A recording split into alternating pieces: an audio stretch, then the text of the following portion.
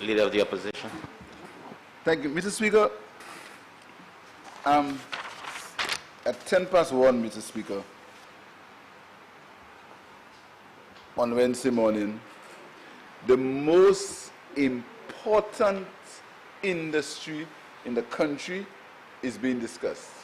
At 1:10 in the morning, Mr. Speaker. Mr. Speaker, I want it to be better if in these times we started that discussion in the morning when everybody could have made a reasonable contribution, Mr. Speaker. Because, Mr. Speaker, this legislation is far-reaching. Not very simple, it is very far-reaching, Mr. Speaker. Because apart from making the Tourism Authority a revenue collecting agency, we ask the question right away. Will it mean that there is still going to be a budget allocation for the Tourism Authority? Does it mean that the Tourism Authority will no longer get any budget allocation from the Consolidated Fund? Because what you have there, Mr. Speaker, is a mini customs, you know. That's really, yeah, customs or ordinary revenue. You make a Tourism Authority a revenue collecting agency. But, Mr. Speaker, even more fundamental, and the minister says, and I know when he gets up, he will be in his usual dismissal, waste of time. He said he was the best minister of tourism in the world.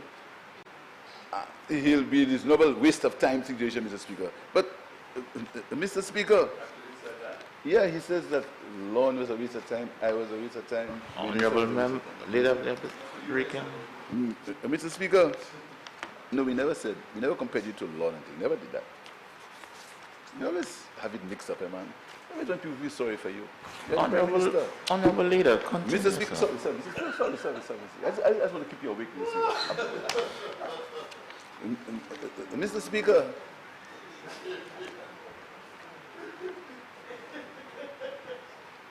Mr. Speaker, what that piece of legislation does, Mr. Speaker, he says it streamlines the Tourism Authority to focus on marketing. He's changing the whole ambit of the Tourism Authority. It's a serious piece of legislation, very serious.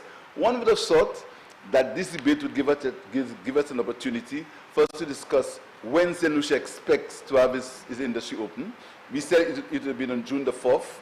Unfortunately, it's not.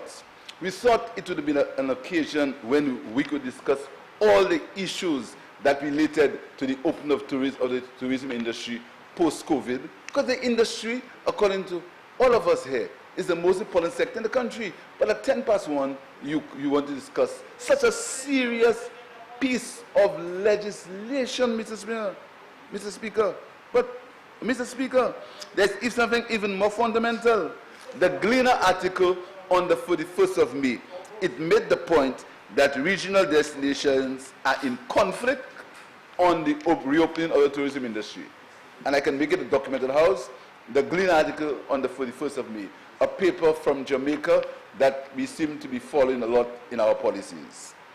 And it says, Mr. Speaker, that there is conflict because some islands believe that the industry should be open on a specific day, and other islands think it should be opened on scientific data. So we have confusion up in the times that we should open the industry. But more fundamental, Mr. Speaker, that piece of legislation speaks to registration of a tourism entity. Registration. And look at what it says, Mr. Speaker. It says that a person shall, on 27A, a person shall not advertise, offer, or supply an accommodation service unless the person is registered under the Act. So you have to register. Huh? And it further says, Mr. Speaker, a person may make an application for registration to the authority to be a registered accommodation service provider.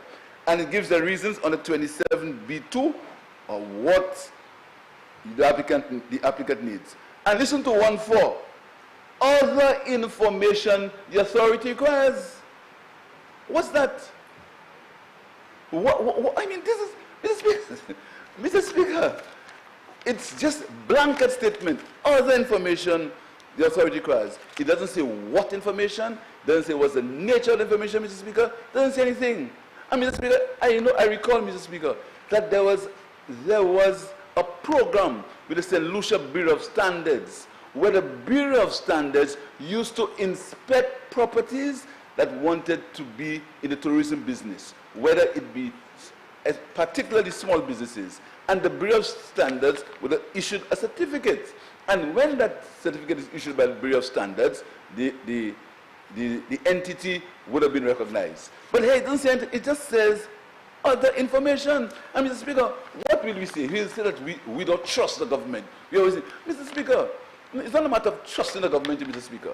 We've seen what happened with agreements, even for the demolition of buildings.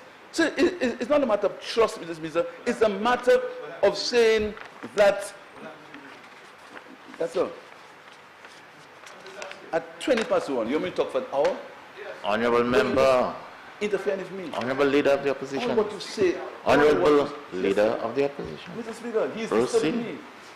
Then I will handle that part of it. Proceed. Because Mr. He believes that inside there he's my boss. Proceed, My boss. honorable leader. I want my seat more than you. Mr. Speaker.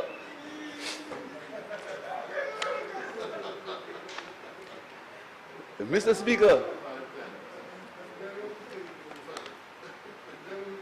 Mr. Speaker, that power that they put in the hands of, and the authority, Mr. Speaker, only chosen, the majority of members in the authority chosen by the minister, you know. The majority of members, and you put in, and you say any other information. Look at the power.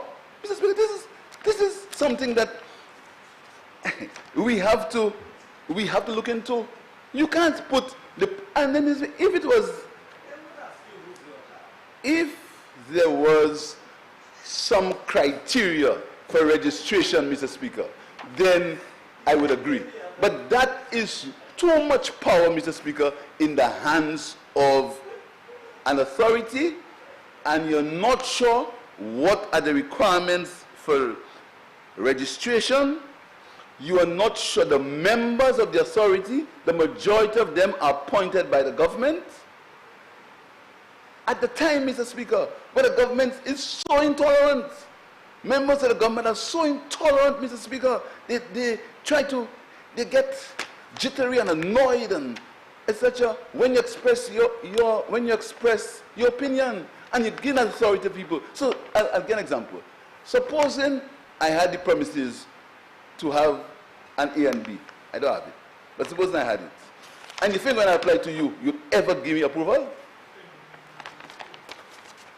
And I'm saying that without any fear of contradiction. That is too much power, Mr. Speaker, without any criteria in the hands of an authority that's appointed by a minister. Too much power. People's livelihood is at stake. People want to go into a small hotel or want to go into another form of tourism business. Supposing that legislation, it also speaks to the issue of a certificate, Mr. Speaker, the issue of certificate.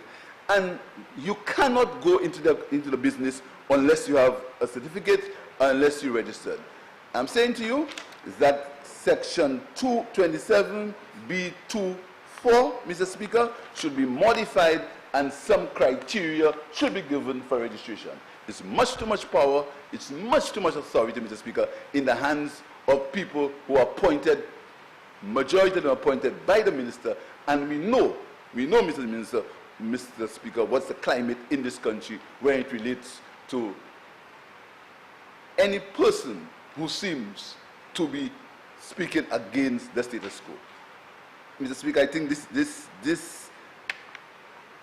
piece of legislation is flawed and it should be re-examined, Mr. Speaker.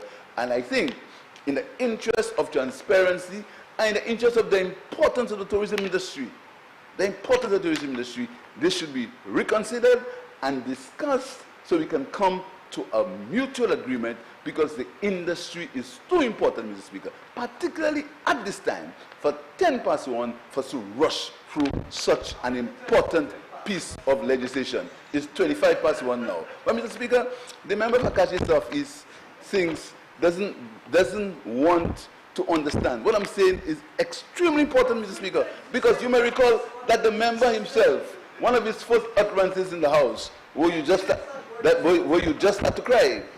These are one of his first utterances in the House of Parliament. You understand, Mr. Speaker? So that's one of his first utterances. You just had to cry. You understand? But I am saying that this is too important, so we should defer it. Probably even important enough, Mr. Speaker, to have a committee of the House to look into it. But you're laughing. That's a joke. Because you're making the Tourism Authority an inland revenue or customs. Too important, Mr. Speaker. And you're putting people's livelihood in the hands of people without any criteria, other information the authority requires. Mr. Speaker, I cannot support that legislation.